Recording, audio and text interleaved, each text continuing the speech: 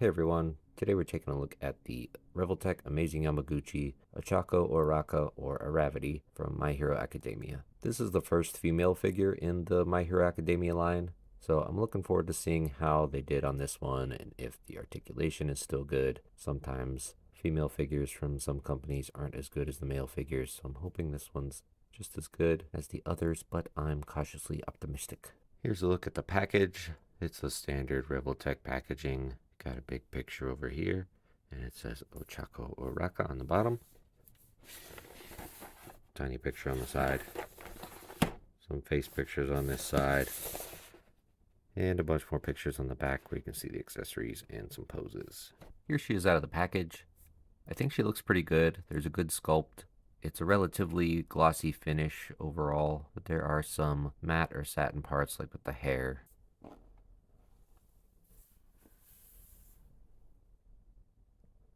I think the face looks nice here. She does look a little bit derpy though, but in a way that I enjoy. The sculpt on the hair is nice. Her little headband thing here is a bit more of a matte finish than the rest of the outfit. So I maybe wish that matched a little bit better, but it didn't really bother me much until looking up close in the camera here. On the neck, there's a little bit of paint spilling over onto the skin tone.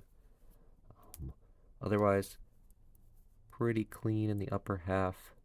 I think the skin tone looks nice.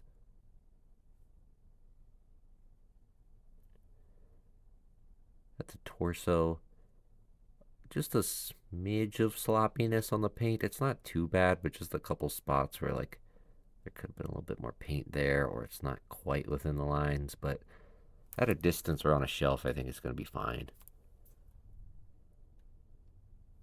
She's got her bubbly accessories on the wrists there that look nice.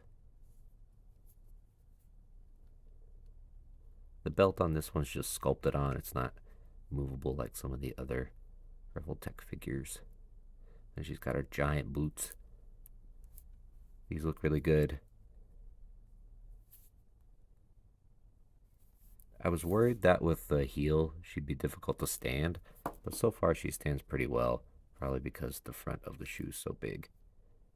There's a bit of a different pink down here at the bottom.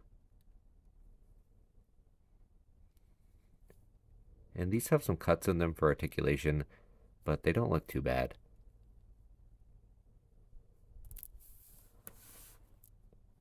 And then in a neutral pose, she looks pretty good for a Revoltech figure, for sure. She's one of the more standard looking action figures from them, if that makes sense. Like she doesn't have like the diagonal cuts for the thigh swivel or some of the weird quirks from Amazing Yamaguchi figures. The shoulders aren't the most aesthetically pleasing, just because you can see the ball in there, but I don't think they're terrible.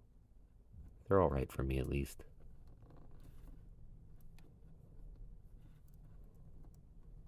So yeah, I think she looks good, and hopefully she'll pose well. For the articulation, there's a double ball peg in the neck here. If I can get the face off. It's a very long double ball peg. And then there's another ball at the neck. So with that, she can look up. Oh, not really much at all. Only about that much, unfortunately. I think it's mostly the hair getting in the way. There's not really anywhere for it to go, and she doesn't have the hinge in the back like some of the other My Hero figures. Looking down, though, she can look down very well. She does have side-to-side head tilt. And with the ball peg, you can kind of get nuanced poses so she can look around however you want. Except for up, that is. At the shoulders, there's a ball hinge here. It almost looked like there could have been a butterfly joint where this little cap is, but it doesn't seem to be the case. And these go up just about this much because this diagonal cut here bumps into the shoulder. but she can still get a T-pose, so that's all right. And then if you need her to reach up more, you can just rotate the arm. The bicep swivel is on this peg here, so no cut. They could have put a cut somewhere at this darker pink, but I think it works fine here. At the elbows, out of the package for me, mine were all askew and not lined up right. But there is a spot here where it's cut out a little bit more, so you can get just past 90 degrees.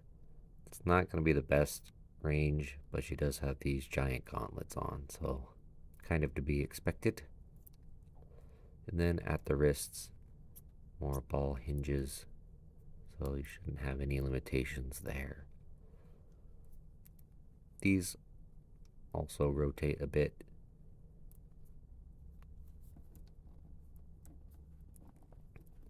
At the torso, there's a ball peg at the upper diaphragm joint and another at the lower.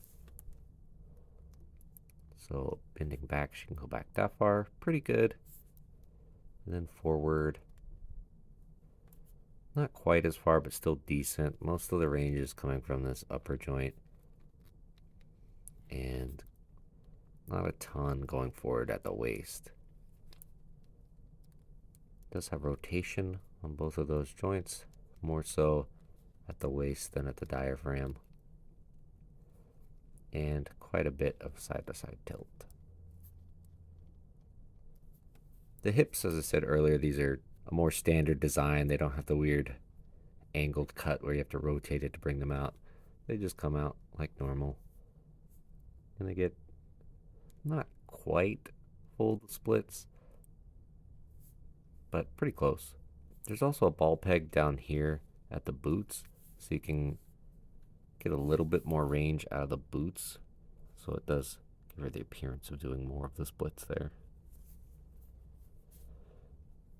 Kicking forward, she can kick forward about that much. It is a little bit out at an angle.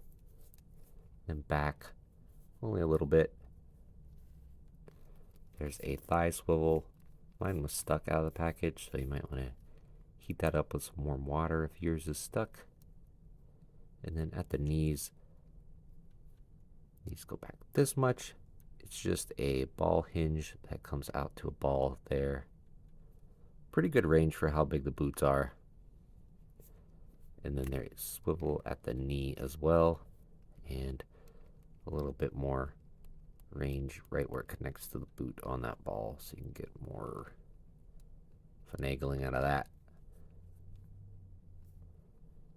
And then down at the feet, there's rotation at the foot here, so you can rotate that all the way around.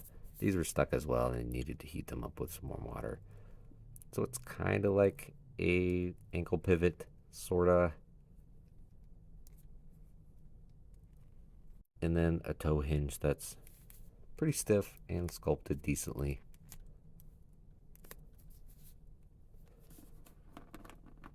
So pretty good range for the most part. Really the only limitation is the head not looking up very much, and the waist not bending forward quite as much, but you can make up for that with the upper diaphragm joint or rotating at the hips. And even though the neck doesn't look up very much, she can bend at the upper diaphragm to look up. So you can work around the limitations there. It's not terrible.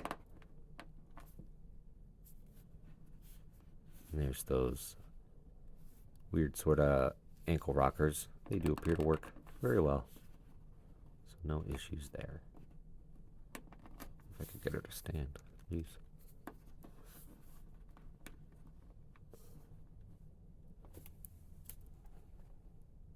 For accessories, she'll come with this smiling face on her in the package, and then these 6 additional faces: a more neutral face, an open mouth smiling face, a yelling face, a closed eye smiling face, a face where she's looking left, and one where she's looking right. These all look really good. They're all painted well.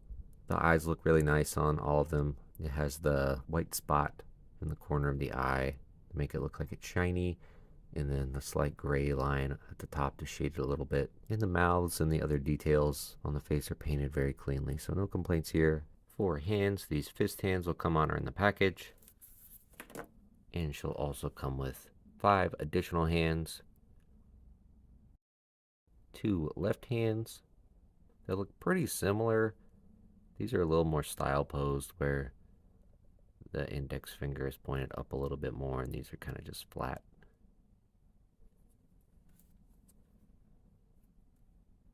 And then 3 right hands. Again, just a kind of flat open hand, and then one where the fingers are a little more style posed. These are squished together. And a thumbs up hand. She'll come with 8 of these little grapply tendril effect parts to plug into the gauntlets. Like this. And some of them are a little bit longer and some are a little bit shorter, but they mostly all look the same. I think it would have been cool if these had like a bendy wire or something in them so you could really pose them how you wanted. But they're alright. And then to go with these, she'll come with 4 of these rocks with a little pink piece on them. And you can plug these into these parts. Like that. So 2 of them are this shape and 2 are this shape. Pretty similar, but a little bit of variety. And these are sculpted well. They look like rocks.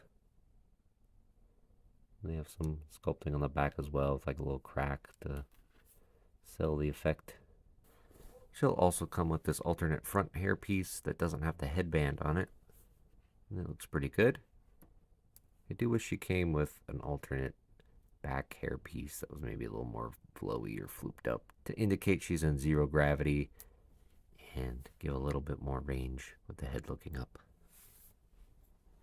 And finally, she'll come with the standard Revoltech display stand. This one has a pretty loose peg where it attaches to the base though, so I don't love that. Otherwise, a pretty decent spread of accessories. Maybe some more little objects for the little grapples and 0 gravity effects would have been nice. Or one of the onomatopoeia effects like this one that came with Dabi, the whoosh. For sizing comparisons, she's standing at about 4 3/4 inches tall. Here she is with the Amazing Yamaguchi Deku and Dabi. If you haven't seen my review of Dabi, go check it out. She's definitely a bit smaller than these two, but I think she's still appropriately scaled and looks pretty good with them. Also, since she's not quite as Revoltech-y as these two, I think she'll end up looking pretty good with the SH Figuarts Deku when he comes out, but we'll see. For a couple other female characters, here's the SH Figuarts Naru Top 99 Sakura and the SH Figuarts Kikaru Shinomiya from Kaiju number 8. I have a review up of Sakura, and I'll probably be putting up a review of Kikaru here soon. I actually just got these two in the mail from Ami today. For a couple of smaller characters, here she is with the SH Figuarts Kid Naruto and the Tonson Art Toys Adolescent Malevolence, or third-party Kid Buu. Let me know if you want to see a review of this Kid Buu figure. I got it pretty late, and there's a bunch of reviews of it already, but I might still do a video on it. And finally, for a couple domestic figures, here she is with a NECA Last Ronin Leonardo and the Marvel Legends X-Men 97 Nightcrawler. Overall, I think this is a pretty good figure. My expectations were a bit low just because sometimes action figure companies don't do the best job with female figures. Sometimes just because they're smaller, so they can't fit as much articulation in, or whatever the reason may be. But unfortunately, sometimes they end up being disappointing. But this one's pretty good. I hadn't pre-ordered Mirako since I wasn't sure how they'd do with these figures. And I was like, well, I'll just get Ochaco first and see how she is since she's one of the core members of Class A. And if she's good, then maybe I'll consider it. Now I'm pretty tempted to get Mirako as well. So I recommend this one. I think it's pretty fun. If you're pre-ordering this figure or plan on picking it up after it comes out, or if you have any thoughts on it, let me know in the comments. I hope this video was helpful, and I hope you enjoyed it. Thank you for watching, and I'll see you next time.